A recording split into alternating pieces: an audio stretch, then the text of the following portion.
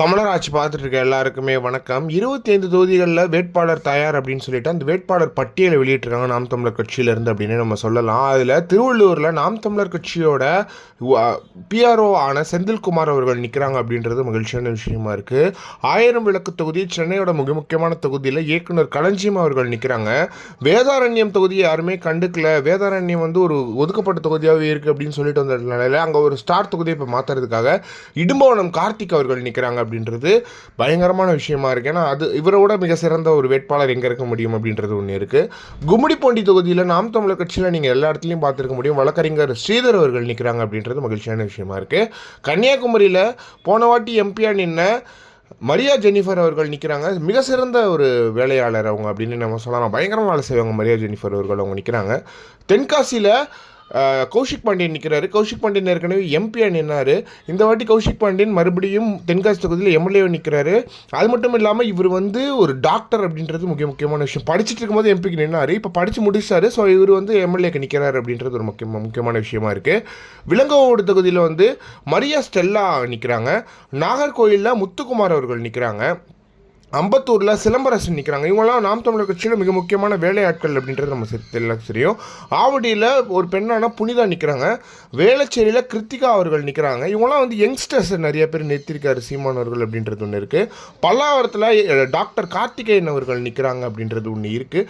கார்த்திகேயன் நம்ம எல்லாருக்குமே தெரியும், அவர் வந்து ஏற்கனவே எம்பி நின்னார் மத்திய சென்னையில். இப்போ வந்து கார்த்திகேயன் அவர்கள் பல்லாவரத்தில் எம்எல்ஏ நிற்கிறாரு. ஆம்பூரில் ரபிகா நிற்கிறாங்க.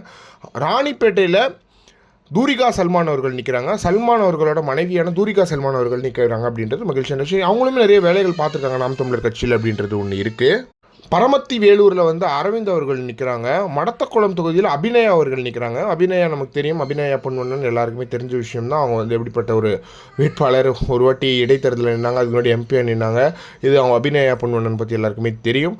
அதுக்கப்புறம் கோபிச்செட்டிப்பாளையத்தில் சீதலட்சுமி அக்கா நிற்கிறாங்க. ஏற்கனவே இவங்க வந்து ஈரோட்டில் ப்ரூவ் பண்ணாங்க, இடைத்தேர்தலில் பயங்கரமான ஒரு ப்ரூவ் பண்ணாங்க அப்படின்னே நம்ம சொல்லலாம். அப்புறம் கவுண்டம்பாளையத்தில் வந்து கலாமணி அவர்கள் நிற்கிறாங்க. கோயம்புத்தூர் எம்பி நின்னா கலாமணி அவர்கள் நிற்கிறாங்க. பழனியில் உசைன் அவர்கள் நிற்கிறாங்க. ஸ்ரீரங்கத்தில் ராஜேஷ் நிற்கிறாங்க. திருச்சி எம்பி நின்ன ராஜேஷ் அவர்கள் வந்து இப்போது வந்து இங்கே வந்து ஸ்ரீரங்கத்தில் நிற்கிறாரு அப்படின்றது ஒன்று இருக்குது. சிதம்பரத்தில் மணிவாசகம், இவங்க வந்து கடலூரில் நின்னாங்க எம்பியாக, அவர் நிற்கிறாரு அப்படின்றது ஒன்று இருக்குது. அப்புறம் வந்து கீழ்வேலூரில் வந்து கார்த்திகா அவர்கள் நிற்கிறாங்க. கார்த்திகா அவர்கள் எல்லாருக்குமே தெரியும், பாயும் புலி. அவங்க நாம் தமிழர் கட்சியில் மிக முக்கியமான எம்பியாக வந்து அவங்க நின்னாங்க. அவங்க தொகுதியில் வந்து பயங்கரமாக ஒரு ஓட்டு சதவீதம் வாங்கினாங்க அப்படின்றது ஒன்று இருக்குது. ஒரத்தநாடில் திருமுருகன் அவர்கள் நிற்கிறாங்க. பேராவூரணியில் ராஜராமன் நிற்கிறாங்க. ராமநாதபுரத்தில் அனீஸ் ஃபாத்திமா நிற்கிறாங்க. அனீஸ் ஃபாத்திமா எல்லாருக்குமே தெரியும், ஒரு யங்ஸ்டர். அவங்க இப்போ எனக்கு தெரிஞ்சு அவங்களுக்கு ஒரு 22-23 வயசு தான் இருக்கும். அவங்க எலெக்ஷன் நிற்கிறாங்க அப்படின்றது ஒன்று இருக்குது. சீமானவர்களுக்கு முரட்டு ஆளுகளை இறக்கி பார்க்கணும் அப்படின்றது ஒரு ஆசை. அது எல்லாருக்கும் இறக்கி பார்க்குறாரு அப்படின்றதுல எந்த ஒரு மாற்றமே கிடையாது. எனவே 60 லிஸ்ட்டு ரெடி. இதில் 25 பேர் தான் இப்போதைக்கு வந்து சொல்லியிருக்காங்க. அது மட்டும் இல்லாமல் நிறைய பேர் இன்னும் சொல்லாமல் இருக்காங்க அப்படின்றதும் ஒன்று இருக்குது.